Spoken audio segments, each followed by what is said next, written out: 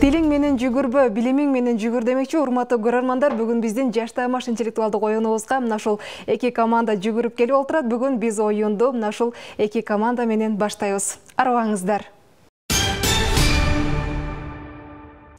Бизде бүгүн дал ушул Нышанов жана ошондой эле Гапар IT мектебинен келген эки команда ат салышат. Булар билим жана ошондой эле келечек командасы. Келиңиздер, анда командар менен тааныша кетсек. Келечек командасы, өзүңүздөрдү тааныштырып кетсеңиздер. Саламатсыздарбы? Мен атым Тышивай Зирек. Номер 37 Гапар IT орто мектебинен болом. Жана ошондой эле келечек командасынын капитаны болом.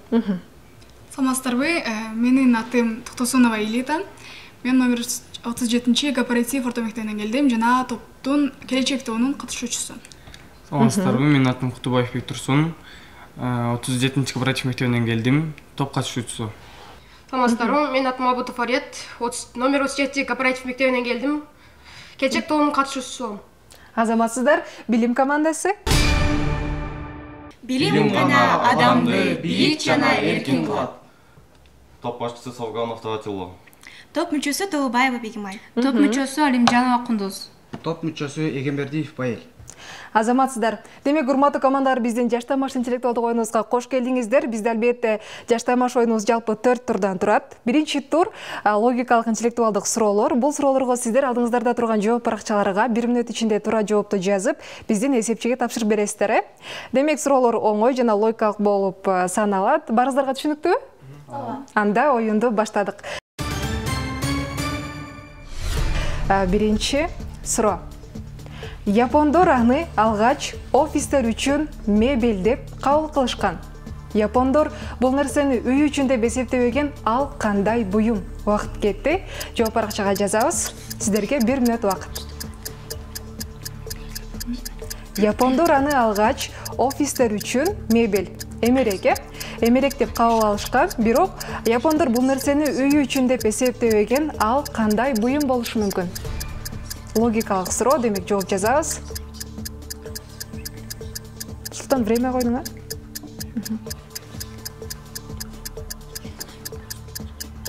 Демек япондор кайсыл буюмду үй үчүн деп эсептебеши мүмкүн? Командалар, ойлонобуз. Бул эмерек, Жазып бүткөн болсоңуздар, биздин эсепчиге тапшыра беребиз.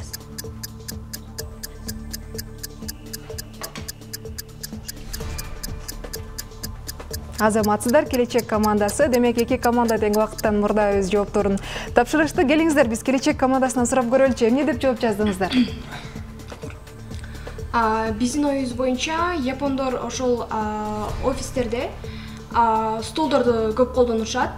Бирок алар өздөрүнүн үйүндөрүндө байкасак, биз көбүнчө столдорду көрө албайбыз. Же болбосо отурууга столдор көбүнчө колдонбайт. Ошол себептен биз туура жоопту стол деп эсептейбиз. Жооп бердиңиздер. Билим командасы?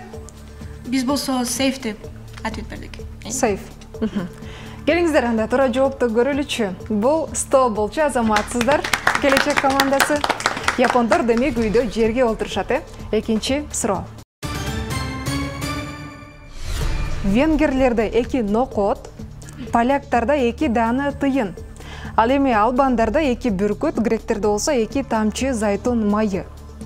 Молдавандарда болсо 2 даана жүзүм деп айтылат экен. Суроо, бул бизде кандай айтылат? Убакыт кетти.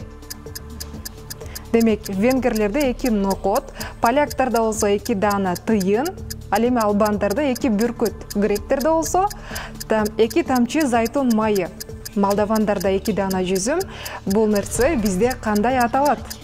Логикалык суроо, менимче жообун дал ушул суроонун ичинен гана таап алсаңыздар болот.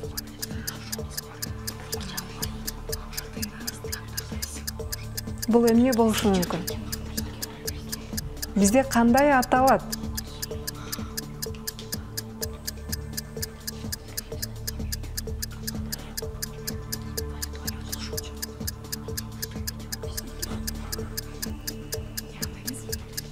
Венгерлерде 2 нокот деп коюп турат. Демек, гректерде болсо 2 тамчы зайтун майы. Молдавандарда 2 даана жүзүм.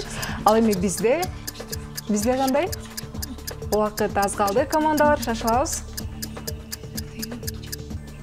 Убакыт аяктады, командалар. Келиңиздер, жооп баракчасын тапшырабыз. Билим командасы тапшырды, келечек командасы.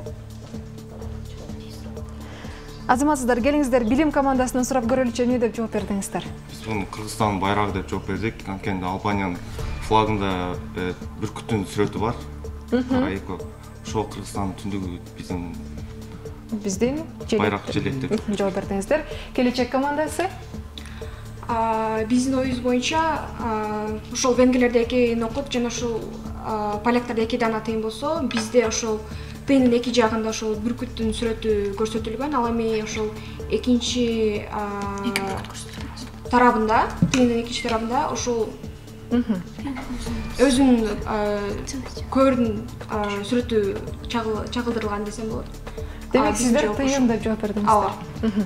Келиңиздер, жоопту көрөлүчү. Бул эки тамчы суудай деген сөз болчу, окшоштук.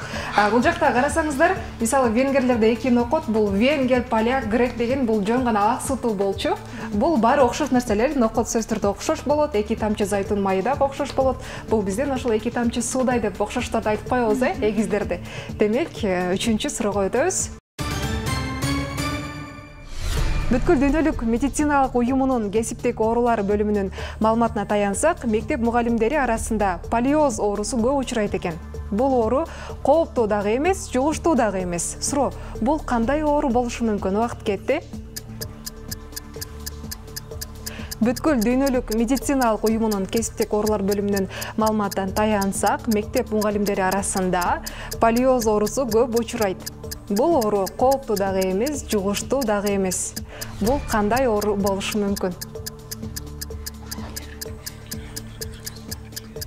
Жооп баракчасына бат-баттан жазууга шашылабыз, келиңиздер.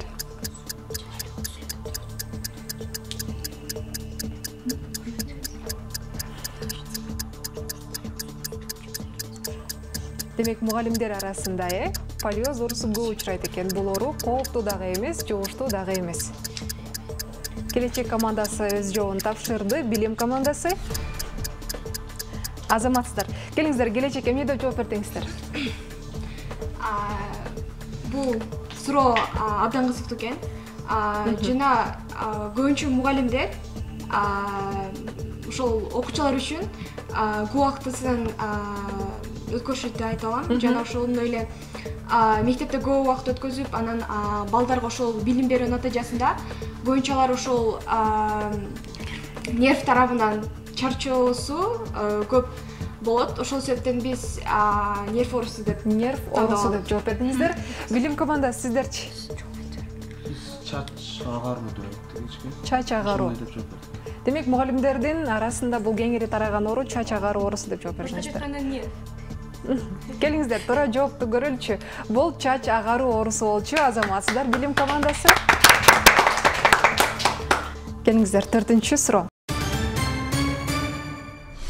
Пайгамбарыбыз саллаллаху алейхи ва салам арабдарды 3 себептен жакшы көрөм деп айткан. Мисалы, биринчиси мен араб болгондугумдан, экинчиси болсо Куран араб тилинде түшкөндүктөн, ал эми үчүнчүсү эмне үчүн болушу мүмкүн? Убакыт кетти.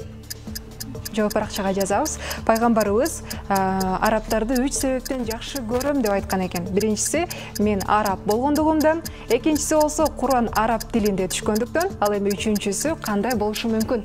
Убакыт кетти. Шашылабыз.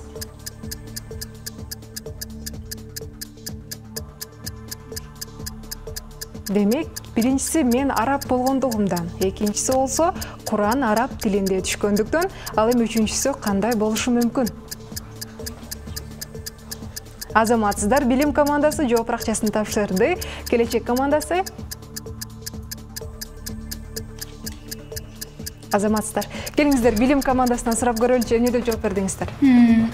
Пайгамбарыбыз үчүнчү себеби бул неме өлгөндөн кийин бейиште араб тилинде сүйлөгөндүгү үчүн. Демек, келечек командасы. Каба ошол Аравияда орногон. Сауд Аравияда орногондугу үчүн. Келиңиздер, туура жоопту көрөлүчү. Бул бейиш эли араб тилинде сүйлөгөндүктөн болчу. Азаматсыздар, билим командасы туура жооп берди. 5-чи суроо. Кри аттуу индеецтер токойго ууга чыгышканда башына кызыл жоолук байлап салынышат экен. Эмне үчүн мындай кылышат? жооп жазыңыздарчы, келге убакыт кетти. Криатто индейтстер токойго ууга чыгышканда башына кызыл жоолук байлап салынып алышат экен. Эмне үчүн мындай кылышы мүмкүн?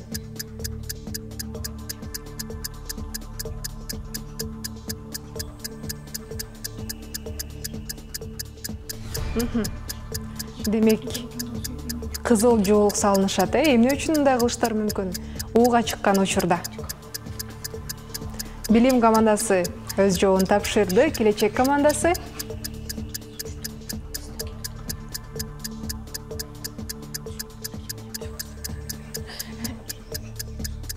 Келечек командасы шашылабыз. Криатто индейтстер токойго ууга чыгышканда башына кызыл жоолук байлап алышат экен. Эмне үчүн мындай кылышы мүмкүн? Азаматсыздар, келиңиздер билим командасынан сурап көрөлүчү, эмне деп жооп жаздыңыздар? Биз бири-бирин таануу үчүн, то есть кокустан бири-бирин атып албаш үчүн деп жооп бердик. Келечек командасы? Биз ошол индейтстер ошол кызыл жоолукту эмне үчүн тагышкан? Ошол бири-бирин айырмалап туруш үчүн, ууда бири-бирин ошол алыстан көрүү үчүн, ошол бири-бирин айырмалап туруш үчүн тагышкан. Туура жооп, бизде себеби бири-бирин атып албоосу үчүн. Азаматсыздар, эки команданын тең жоопторун кабыл алабыз. Бизде 6-суроо. Голландияда 70-жылдардын аяктарында ушундай мыйзам кабыл алынган. Бул мыйзам боюнча ар бир телеканал шириндиктердин жарнагын берип жатканда ошол нерсе жок дегенде экрандын 1/10 бөлүгүн ээлеп турушу керек. Бул эмне болушу мүмкүн? Убакыт кетти. Голландияда 70-жылдардын аяктарында ушундай мыйзам бир кабыл алынган. Бул мыйзам боюнча ар бир телеканал шириндиктердин жарнагын берип жатканда, рекламасын берип жатканда ушул нерсе экрандын кандайдыр бир 1/10 бөлүгүндө коюлуп турушу керек экен. Бул эмне болушу мүмкүн? Убакыт кетти. Шириндиктердин өзгөчө жарнагында маани беребиз. 70-жылдардын аяктарында ушундай мыйзам кабыл алынган. Бул мыйзам боюнча ар бир телеканал шириндиктердин жарнагын берип жатканда ушул нерсе жок дегенде экрандын 1/10 бөлүгүн ээлеп турушу керек. Бул эмне болушу мүмкүн? Шашылабыз, командалар.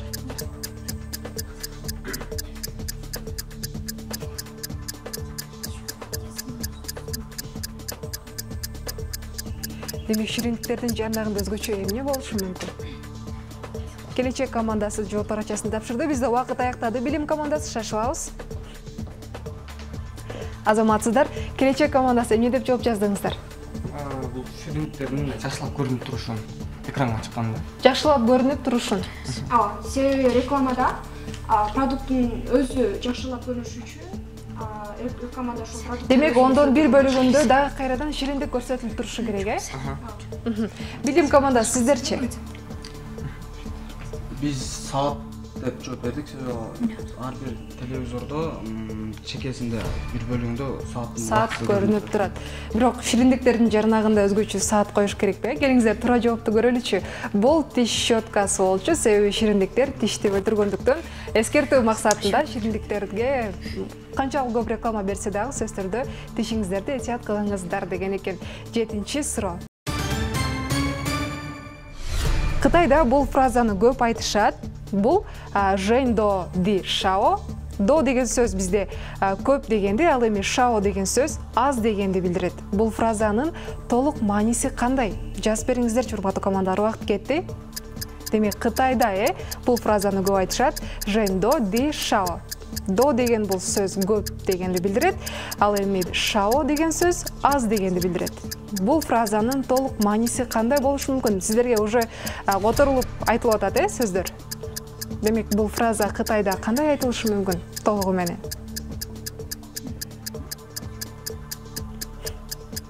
Жен до ди шао. До деген сөз көп, ал эми шао деген сөз аз дегенди билдирет. Кытайда, демек, мына ушул Кытай мамлекетине өзгөчө маани беребиз, Шашалабыз, командалар.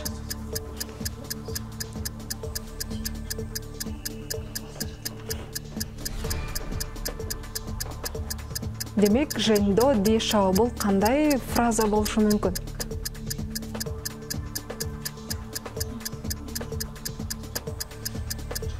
Шашылабыз, убакыт аз калды. Командалар убакыт аяктады. Келиңиздер, жооп баракчасын тапшырабыз. Жооп жок болсо, албетте бизде жооп жок деп айтып койсоңуздар дагы болот. Азаматсыздар, келечек командасы, билим командасы. Азаматсыздар. Демек, келечек командасы эмне деп жооп жаздыңыздар? Биздин оюбуз боюнча ошол бул Кытайдын фразасы ошол алар көп эмгекчил болушат го негизинен. Ошондуктан турмушта ошол көп колдонуш фразасы ошол көп эмгектен жана аз же дегендей мааниде болушу мүмкүн. Демек, ошондой фраза толук маанисиз деп айтасыздар, э? Билим командасы сиздерчи? Биз болсо же көп эмес, же аз эмес деп түшүндүк. Бул толугу менен фраза ушундай деп ойлойсуздар, э?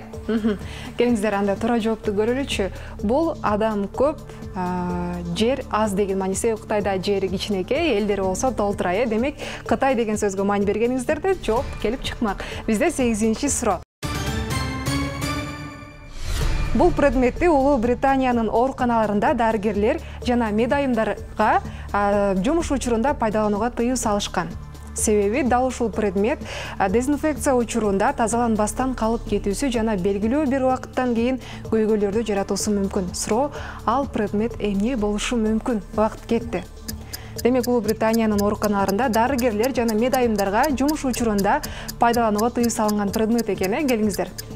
Ойлонобуз. Себеби дал ушул предмет дезинфекция учурунда тазаланбастан калып кетүүсү жана белгилүү бир убакыттан кийин көйгөйлөрдү жаратуусу мүмкүн. Суроо, ал предмет эмне болушу мүмкүн? Убакыт кетти.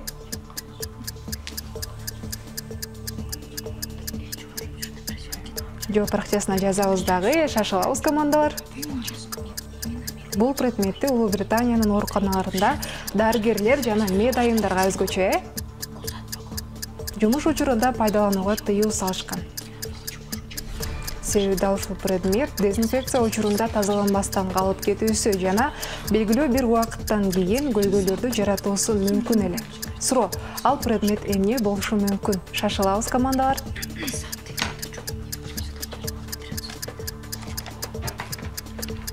Азаматсыздар, билим командасы жооп баракчасын тапшырды.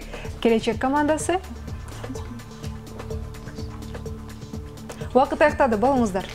Азаматсыздар. Билим командасы эмне деп жооп жаздыңыздар, айтыңыздарчы. Биз телефон деп жооп бердик. Демек, жумуш учурунда телефон пайдаланууга тыюу салынган эсептейсиздер. Келечек командасы. Биздин оюбуз боюнча ушул суроодо медайымдар деп эскертиптер. Ошол себептен биздин оюбуз боюнча ошол жумуш учурунда медайымдарга ошол косметика колдонууга тыюу салынат. Косметика колдонууга тыюу салынган. Анда дарыгерлерчи, келиңиздер, жоопту көрөбүз. Бул шакек болчу. Шакекти колго такканда операция учурунда тоскоолдуктарды жаратат, э? Бизде 9-суроо. Эки бир тууган чындыкты талашып узакка термелип турушту.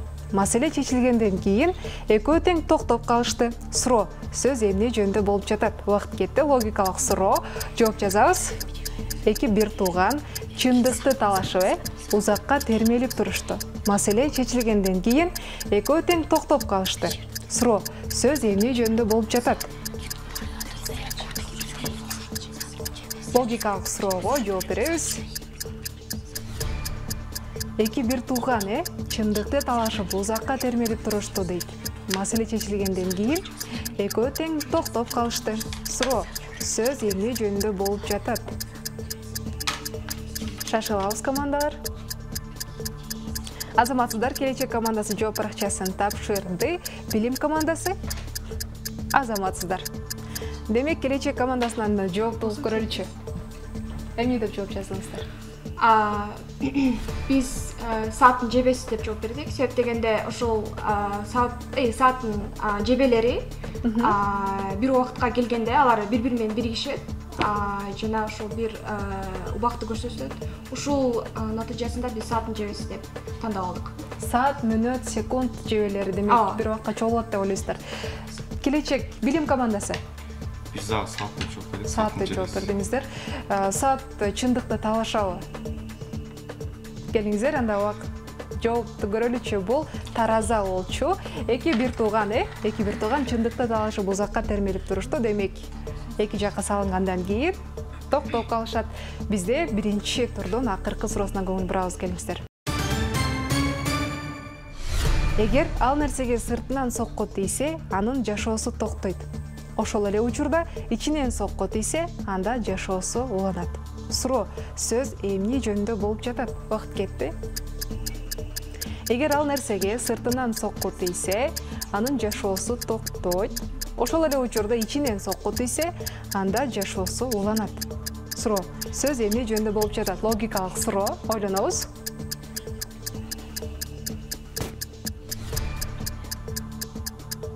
Эгер ал нерсеге сыртынан сокку тийсе дейт, анын жашоосу токтойт. Ошол эле учурда ичинен сокку тийсе, анда жашоосу уланып кетет. Суроо сөз эмне жөнүндө болуп жатат? Шашылабыз, командалар.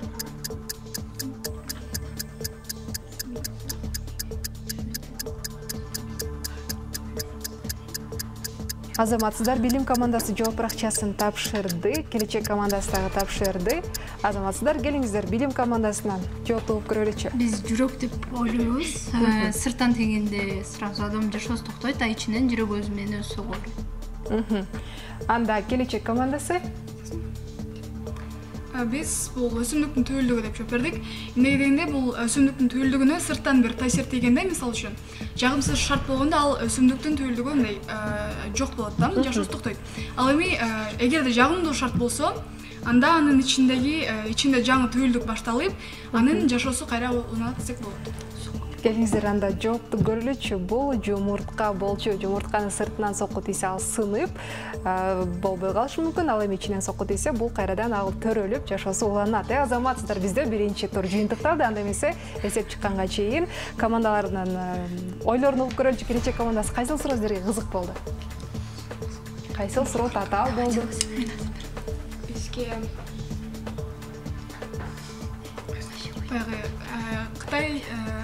Китайский прозаны которгон. Билим командасы сиздергечи? Бизге болсо ушул акыркы суроо абдан жакты. Буга бир нече ответтер бар деп ойлоп жатам мен. Демек, бул албетте кызыктуу жана логикалык суроо болгондуктан жумуртка жана тукум деген биз жоопту караганбыз. Анда эмесе экинчи турга өтөбүз. Бизде биринчи турдун жыйынтыгын чыгарабыз, урматтуу көрүүчүлөр. Биринчи турдун жыйынтыгы боюнча жалпы билим командасы 15 упайга болдуңуздар, азаматсыздар. 3 суроого туура жооп бердиңиздер, ал эми 2 суроого туура жооп берип, келечек командасы 10 упайга болдуңуздар, азаматсыздар. Демек, бул болгону биринчи тур. Сиздерде алдыда дагы да болсо упай топтоого мүмкүнчүлүктөр бар. Бизде экинчи тур жалпы кыргыз улуттук каада салт жана нарк насил суроолорунан турат. Өзгөчө ушул кыргыз улуттук балыктарына маани беребиз. Бул оюнда дагы сөзсүз түрдө сиздерге суроолор берилет. Бирок бул кезек силер жоопторду мына ушул алдыңыздарда турган тамкалардан биздин тактайчага жоопту жабыштырасыздар. Мисалы, жооп бир сөздөн эмес, бир нече сөздөн туруп калышы мүмкүн. Бул сиздердин шамдагайлыгыңыздарга байланыштуу. Канчалык тез жабыштырып, канчалык бат туура жооп берген болсоңуз, упай сиздердики. Демек, баштайбызбы? Биринчи суроо. Илгерки кыргыздардын ар бир айылы жайлоого көчүп барганда бей байлаган. Алар ууз кымызды мол ачытып, кочкордун семизинен союп, куйкалап ар бир өрдөштү жайлаган үй бүлөлөрдү чакырып кымыз бузушкан. Азыр унутта калган бул кандай майрам деп аталат эле? Убакыт кетти, урматтуу командалар. Жоопторду тамгалардан жабыштырабыз биздин тактайчага. Илгерки кыргыздардын ар бир айылы жайлоого көчүп барганда бей байлаган, алар ууз кымызды мол ачытып, кочкордун семизинен союп куйкалап, ар бир өрдөштү жайлаган үй бүлөлөрдү чакырып кымыз бузушкан, башкача айтканда майрамдашкан. Азыр унутта калган бул майрам кандай аталат? Келиңиздер, жооп жазууга шашылабыз.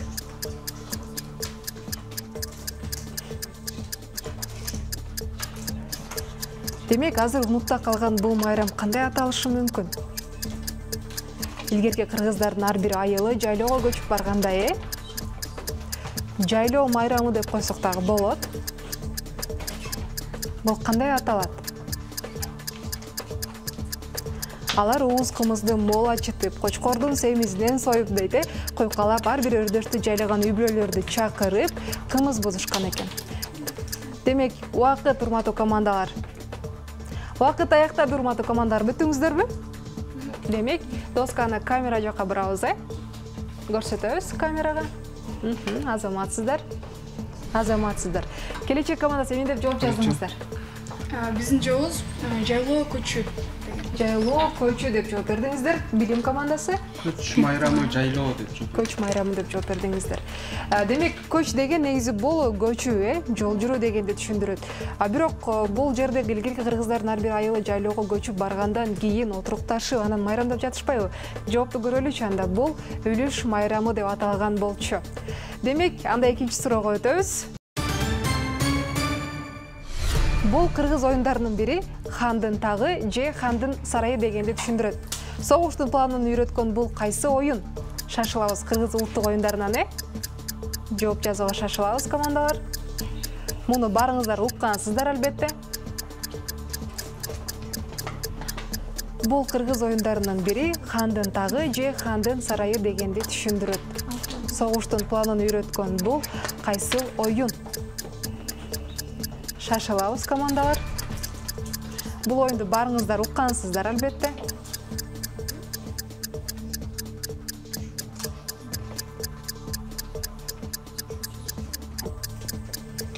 Хандын тагы же хандын сарайы дегенди түшүндүрөт экен,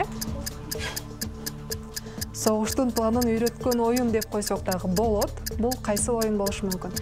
Бизде билим командасы жооп жазып бүттү, келечек командасы. Шашылабыз. Келечек командасы дагы бүттүңүздөр, Демек, билим командасы эмне деп жооп жаздыңыздар? Биз ордо деп жооп. Ордо. Сиздер чүккө деп жооп бердиңиздер, Анда жоопту көрөлүчү. Бул ордо оюну болчу, азаматсыздар билим командасы. Демек, үчүнчү суроо. Баланы бешикке салууда бешиктин үстүнө чүкө, балка, тыйын, кайчы, бычак коюп коюшат экен. Бул жөрөлгөнүн чечмелениши кандай болушу мүмкүн? Эмне үчүн баланын бешигине ушул чүкө, балка, тыйын, кайчы, бычактарды коюп койгон? Шашылабыз командалар жооп жазууга.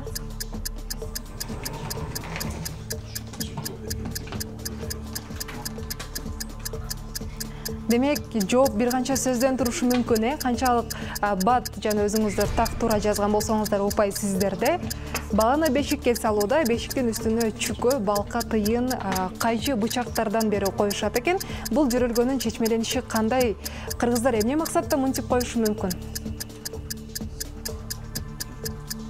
Баланы бешикке салууда, бешиктин үстүнө чүкө, балка, тыйын, кайчы, бычак коюшат экен. Бул жөрөлгөнүн чечмелениши кандай? Бизде убакыт аз калды, командалар, шашылабыз.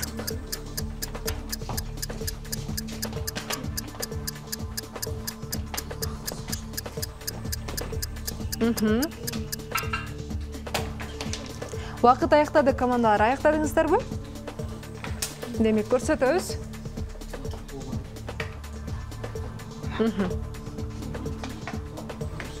Азаматсыздар. Билим командасы эмне деп жооп жаздыңыздар? Бизде эки жооп бар. Бул жамандыктан сактоо жана көз тийүү. Көз тийүү. Маңызы берели. Келечек командасы? Бул бейпил уктоо деп ойлойбуз. Кандай? Бейпил уктоо. Бейпил уктоо үчүн ушуларды койгон деп ойлойсуздар, Анда жоопту көрөлүчү келиңиздер. Бул турмуш жолунда мал мүлктүү, баатыр, эр жүрөк болсун деген максатта. Мына ушул чүкө жана балка, тыйын бул бай болсун дегени балка, бул баатыр болсун дегени, жолу ачык болсун дегени. Демек, анда 4-чү суроого өтөбүз. Курмандык чалып жогорку күчтөрдөн Кудайдан ырайым, жакшылыкты тилөө жана жаратылыш кырсыктарын болтурбоону, ору сыркоодон сакайганда жоголгон адамдын же малдын аман эсен табылганда ишке ашуучу ырым-жырым кыргызда кандай аталган? Убакыт кетти. Курмандык чалып жогорку күчтөрдөн, өзгөчө Кудайдан ырайым, жакшылыкты тилеп жана ошондой эле жаратылыш кырсыктарын болтурбоону, ору сыркоодон сакайганда же болбосо адам жоголуп же мал жоголуп кайрадан табылганда, мына ушул ишке ашуучу ырым кыргызда эмне деп аталган?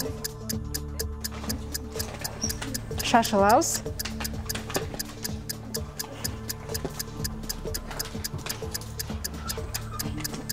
Демек, өзгөчө мына ушул Кудайдан ырайым сурап, жакшылыкты тилеп, оору сыркоодон сакайганда жолгон адамдын же малдын аман эсен табылганда ишке ашыруучу ырым курмандык чалышат экен, Курмандык чалып дейт жогорку күчтөрдөн.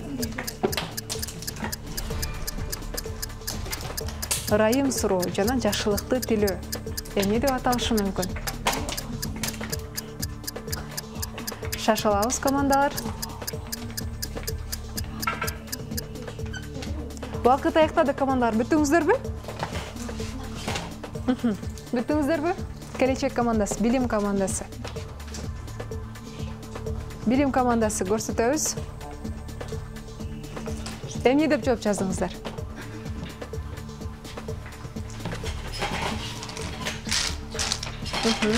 Келечек командасы дагы аяктады. Эмне деп жооп жаздыңыздар? Биздин оюбузча бул төлгө салуу деп ойлойбуз. Төлгө салуу деп жооп бердиңиздер. Билим командасы?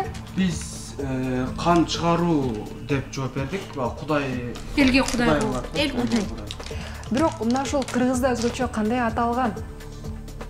Байыртан, келиңиздер жоопту көрөлүчү. Бул төлөө берүү деген жооп болчу. Азаматсыздар, биз 5-суроого өтөбүз. Эги түшкөн фразологизминин чечмелениши кандай? Вакыт кетти. Эги түшкөн фразологизминин чечмелениши кандай? Вакыт кетти. Демек, муну барыңыздар билесиздер албетте. Албетте жооп бир нече сөздөн турушу мүмкүн,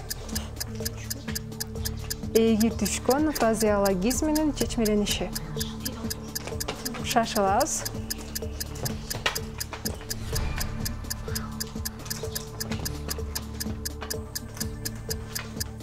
Бүткөн командалар көрсөтө берсеңиздер болот. Албетте шашылабыз.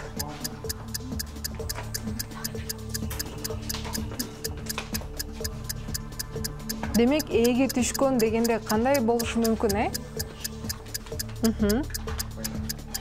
Бизде вакыт аз калды, урматтуу командалар.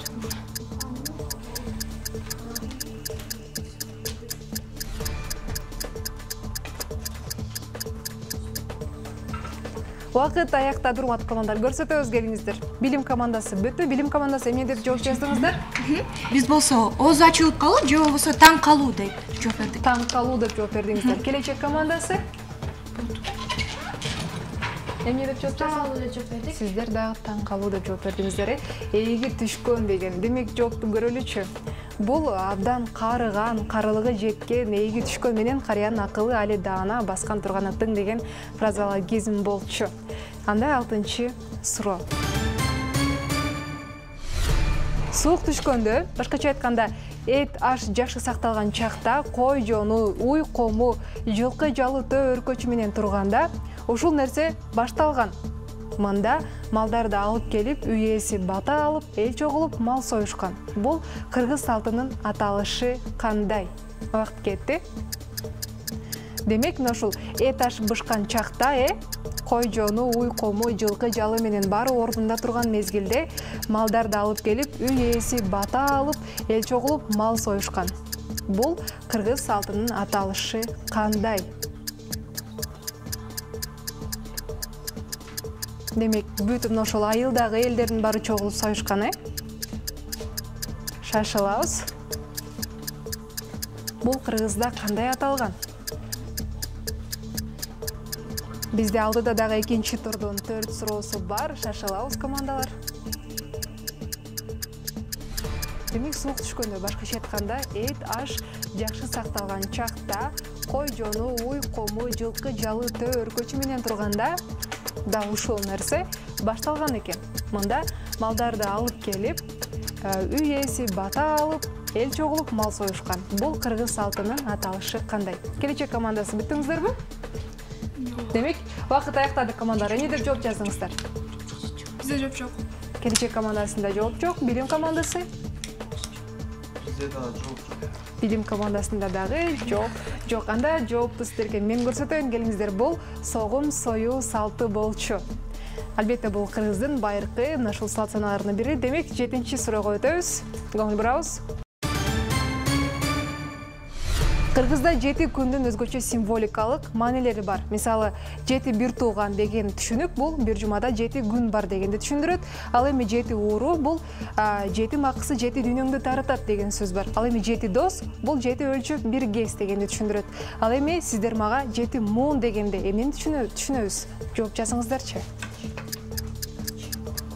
Демек 7 бир тууган бул бир жумадагы 7 күн, 7 ууру бул 7 максын жеген ошол адамдын сөзү.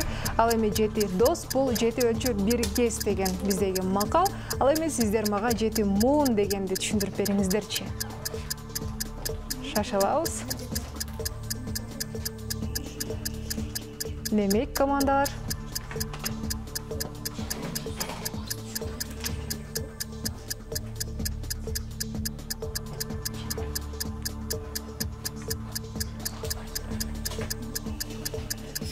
Демек, келечек командасы бүттү, билим командасы дагы аяктады. Эмне деп жооп бердиңиздер билим командасы?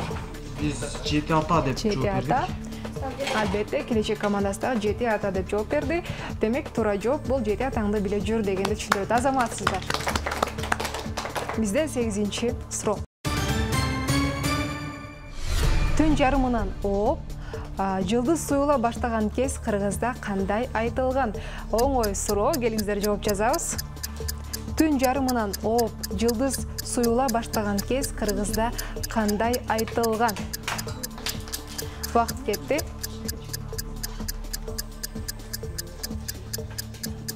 Демек, кыргызда мына ушул ар бир вакыттын өзүнүн аталышы болгон, Шам деп коебуз, кеч киргенде мисалы күндүзү деп коебуз, Ал эми түн жарымынан огондо жылдыз суюла баштаган кез кыргызда кандай аталган?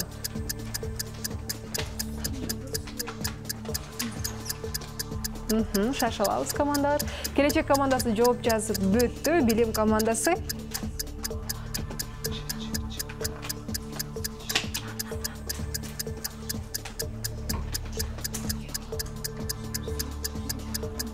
Демек, билим командасы дагы жооп жазып бүттү. Келечек командасы эмне деп жооп жаздыңыздар? Эмне деп жооп жаздыңыздар? Тазаңа жетишпей алдым. Демек, сиздерде жооп жок. Билим командасы? Биздин жооп болсо таң карач.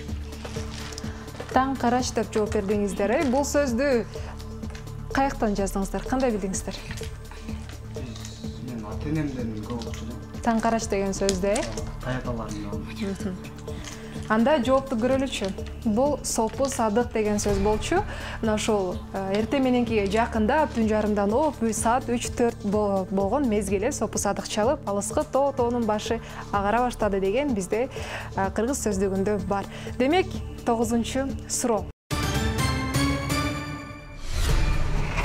Кыз узатууда же адам дүйнө салганда ыр менен үн чыгара айтыла турчу салт эмне деп айтылат кыргызда? Кыз узатууда же адам дүйнө салганда ыр менен үн чыгара айтылчу салт эмне деп аталат? Шашылабыз, командалар. Барыңыздар, албетте билесиздер деген ойдомун. Кыз узатууда же адам дүйнө салганда ыр менен үн чыгара айтыла турчу салт эмне деп аталат?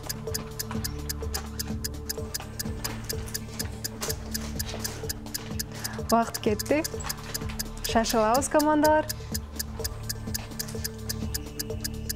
Билим командасы жана жооп жазып бүттү. Келечек командасы сиздер да бүттүңүздөрбү? Демек, анда көрөбүз. Билим командасы кошок айтуу, келечек командасы дагы кошок деп жооп берген. Туура жооп албетте кошок бол. Жазаматсыздар.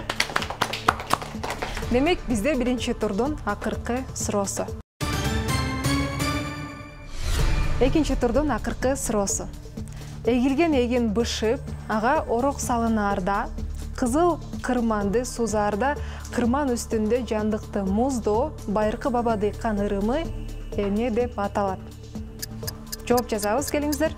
Эгилген эгин бышып, ага орок салынаарда, кызыл кырманды сузаарда, демек, эгин түшүм барын жыйноо мезгили, Демек, мына ушул мезгилде үстүндө жандыкты муздоо, байыркы баба дыйкан ырымы эмне деп аталат? Вакыт кетти. Бул байыркы биздин ушул майрамдардын ырымдардын бири десек болот. жооп жазабыз.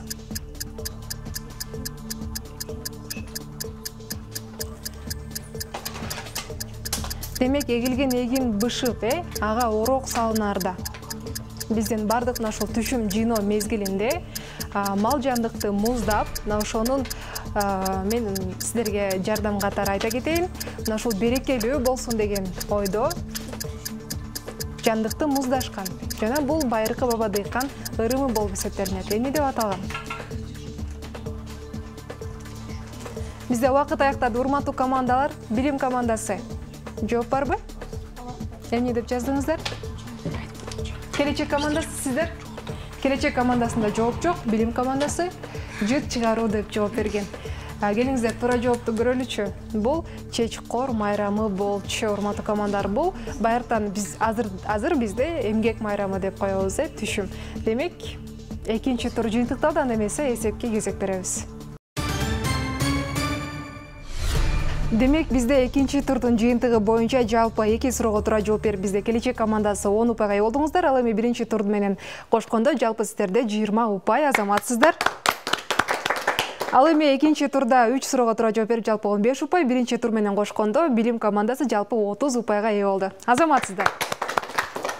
Демек, албетте бизде биринчи жана экинчи турдун жыйынтыгы боюнча кайсыл команда көп упай топтосо, ошол команда категория тандоо укугуна ээ болот. Демек, бизде бүгүн билим командасы категория тандайт.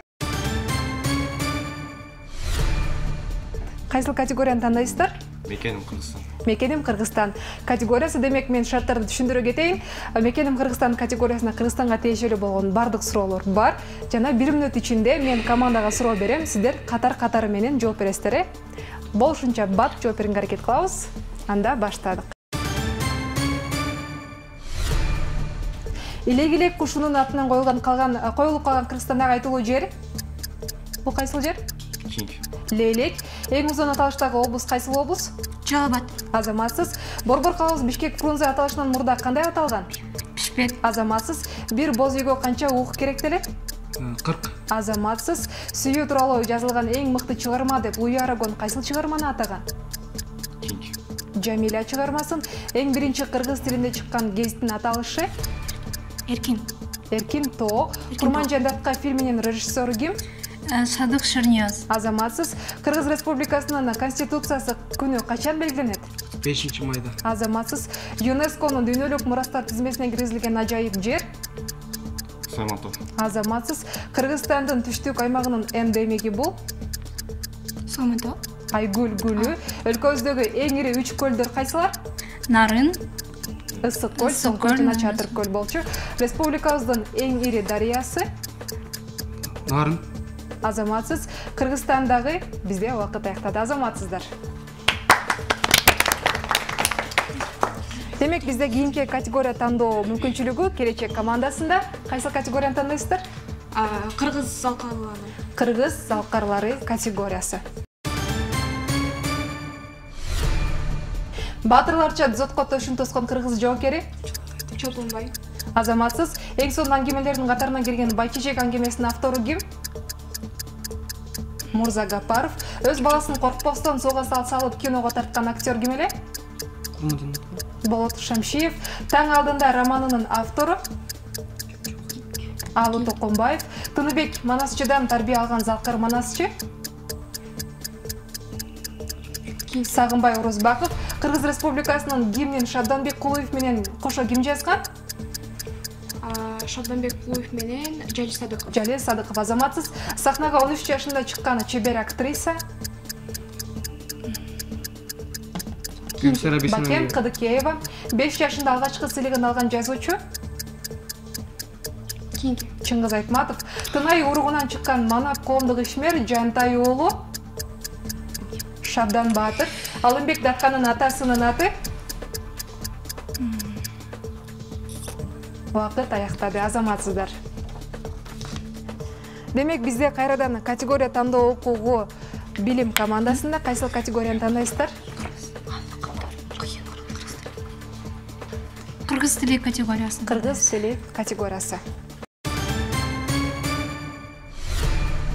Кыргыз тилинде канча үндүү табыш бар?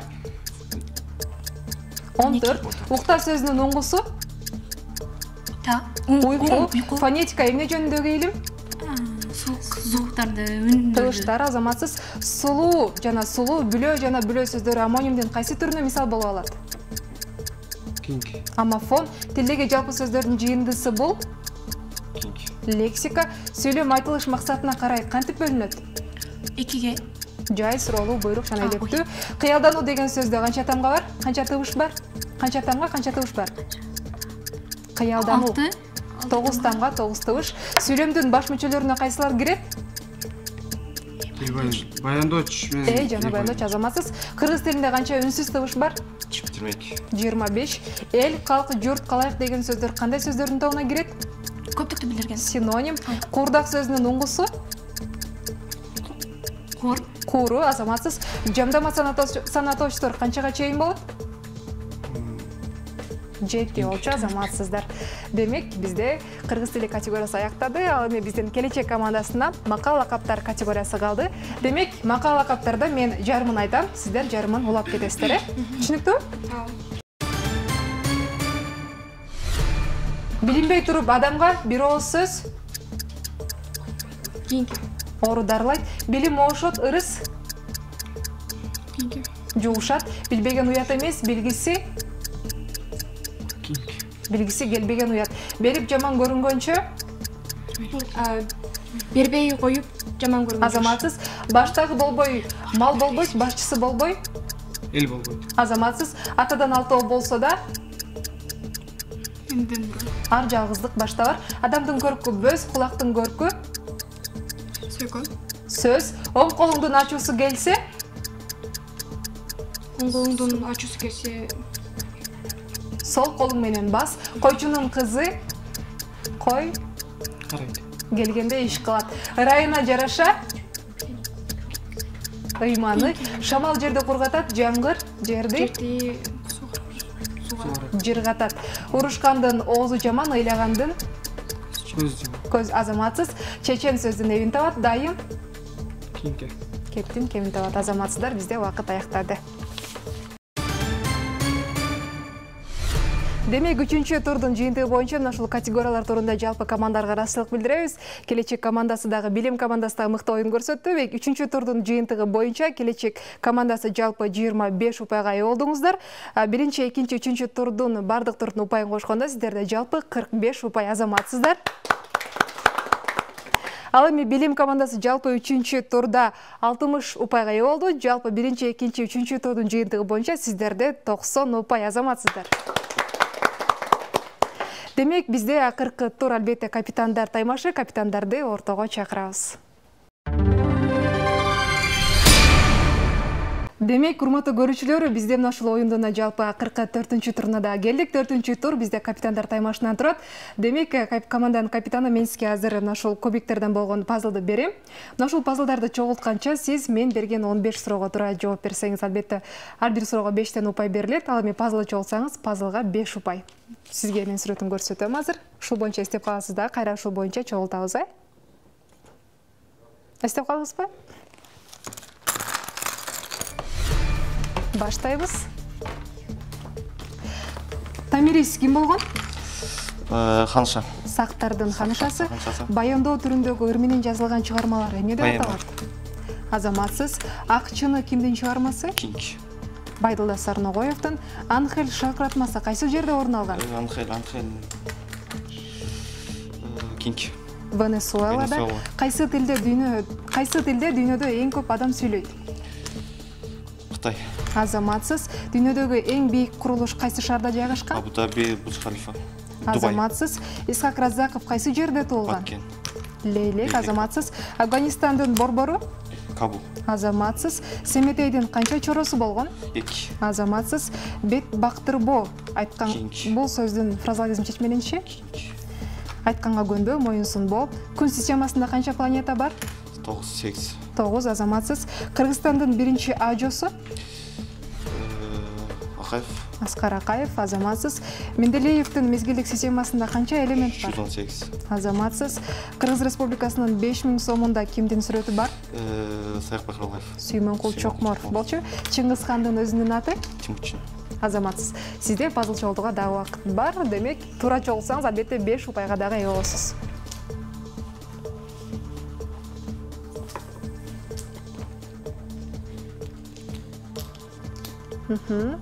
Сүрөтү жакшылап эстеп калдыңыз беле? Буга чейин чогулткансызбы? Анда көрөбүз. Келечекте ким болгуңуз келет, айтыңызчы. Дипломат. Суроолорго дагы мыкты жооп бердиңиз. Менимче бул сөздөрдө ниетиңиз ишке ашат.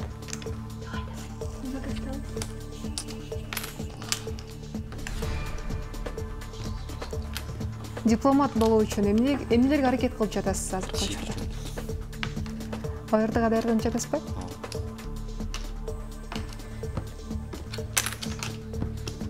Туура чогулсаңыз, баары өз ордуна келет, албетте.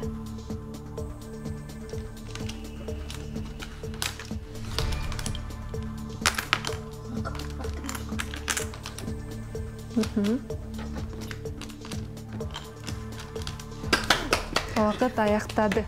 Азаматсыз.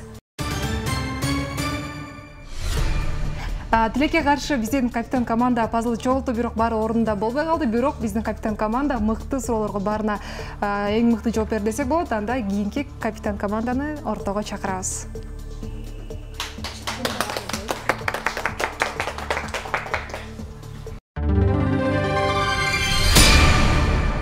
Демек, бизде келечек командасынын капитаны Айзирек келип отурат. Айзирек, мен дагы атым Айзирек, шеригим экенсиз. Демек, сизге да ойундун шарттарын түшүндүрүп кетейин. Бул мына ушул кубиктүү пазл. Муну сиз сүрөтүнө карап чогултасыз. Сизге эстеп калуу үчүн убакыт берилет, албетте. Жана муну чогултканча мен берген суроого жооп бересиз. Даярсызбы? Эстеп калыңыз. Эстеп калдыңыз, Баштадык. Чогултуп баштасаңыз болот. Мен суроолорду берип баштайм. Англис тилинде канча тамга бар? 26. Азаматсыз. Кытай акча бирдиги бул? Юань. Азаматсыз. Адамдын денесинде канча пайыз суу бар? 70. 75. Азаматсыз. 5-тин кубу канча болот? 5-тин кубу 125. Азаматсыз. Эне-сай кыргыздарынын каганы? Эне-сай кыргыздарынын каганы кийинки суроо. Барсбек. Тюльпан гүлүнүн кыргызча аталышы? Тюльпан гүлүнүн кыргызча аталышы. Сизде ойлонуп жооп берүүгө убакыт бар. Азаматсыз. Жердеги эң катуу табигый зат бул кайсыл зат? Жердеги эң катуу табигый зат. Металл. Алмаз. Канаты бар, бирок учпайт бул? Пингвин. Азаматсыз. Дүйнөдөгү эң ысык материк? Материк. Африка. Азаматсыз. Көмүр кычкыл газынын химиялык формуласы? Көмүр кычкыл газын дейсизби? Химиялык формуласы. Азаматсыз. Телефонду ким ойлоп тапкан? Телефонду кийинки суроо. Александр Грэм Белл. Кооперативдин туулган жери бул? Төлекөн. Азаматсыз, Ош облусу. Махмуд Кашкари ким болгон? Махмуд Кашкари бул негизинен ошол ойчу жана ошондой эле филолог жана лексикограф болгон.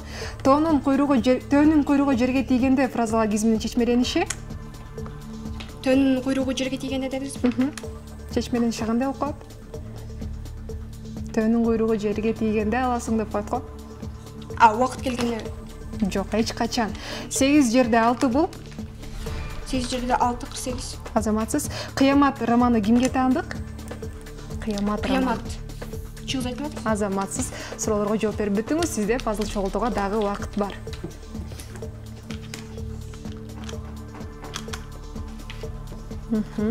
Айзирек, келечекте ким болгуңуз келет? Мен өз негизинен бизнес менеджмент боюнча тапшырайын деген оюм бар. ОРТ-га даярданып жатасызбы? Ооба. Канча балл эң жогорку баллыңыз азыркы учурда? Азыркы учурда пробный ОРТ мектепке келгенде 130 алгам. Азаматсыз. Кайсыл сабактардан өзгөчө? Мыкты.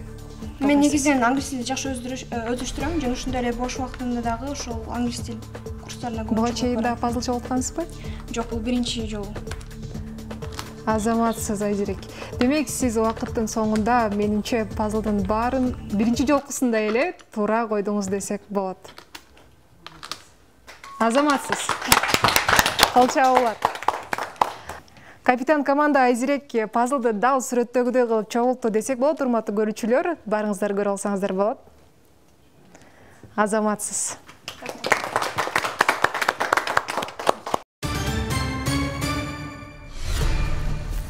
Капитандар таймашында билим командасынын капитаны жалпы 55 упай, ал эми келечек командасынын капитаны дагы 55 упайга ээ болду. Ал эми жалпы оюндун жыйынтыгы боюнча бизде келечек командасы жалпы 100 упайга ээ болдуңуздар, азаматсыздар. Ал эми жалпы оюндун жыйынтыгы боюнча бизде жарым финалга өттү десек болот. Билим командасы 145 упайга ээ болду. Азаматсыздар.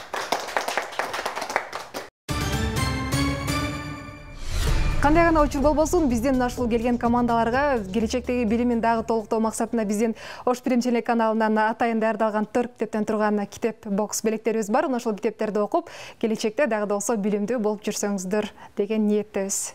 Окуучулар үчүн даярдалган дашыл китептерге өзгөчө кыргыз улуттук каада салт жана нарк насил китеп үчүн дарак басма үйүнө жана ошондой эле өзгөчө жаштар поэзиясы болгон мына ушул жигер чыгармачылык жаштар борборунун альманах китеби сиздер үчүн атайын белекке берилди. Ушул китептерди окуп, өзүңүздүн баш казаныңыздарды толтуруп жүрө бериңиздер дейбиз.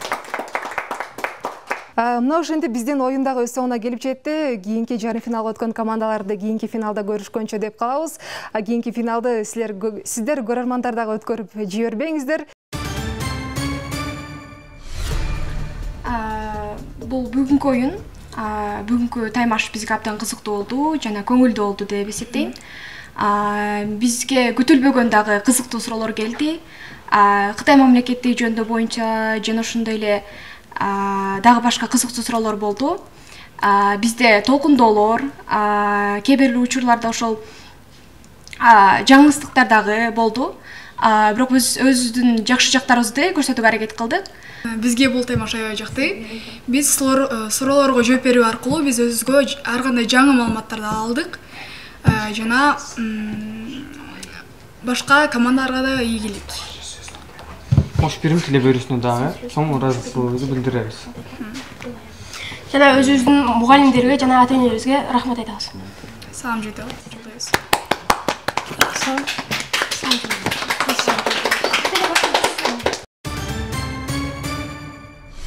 Бүгүнкү таймаш абдан кызыктуу болду. Биздин команда келечек командасына чоң рахмат айтабыз. Абдан сонун оюн көрсөтүп беришти. Жана да болсо Ош Прим телеканалына чоң ыраазычылык билдиребиз. Бизди чакырып ушундай оюн көрсөтүп берген үчүн. Жана ошондой эле бизди даярдаган эжекелерге команданын атынан терең ыраазычылык билдиребиз. Мындан кийин да ийгиликтерге жетебиз деп ишенебиз.